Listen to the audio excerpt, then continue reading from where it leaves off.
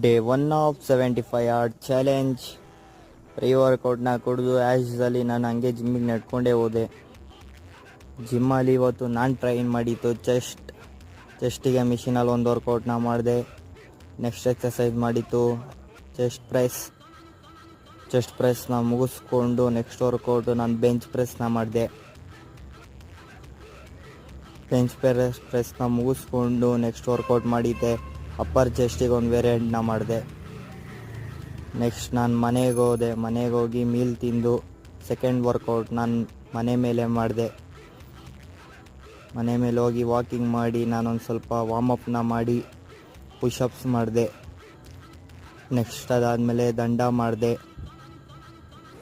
ಅದಾದಮೇಲೆ ಸಿಟಪ್ಸ್ ಹೊಡೆದು ನಾನು ಮನೆಗೆ ಬಂದು ಫ್ರೆಶ್ ಆಗಿ ಪೋಸ್ಟ್ ವರ್ಕೌಟ್ ಮೀಲ್ನ ತಿಂದು ಫ್ರೆಶ್ ಆಗಿ ಮತ್ತೆ ಭಗವದ್ಗೀತೆನ ಓದಿ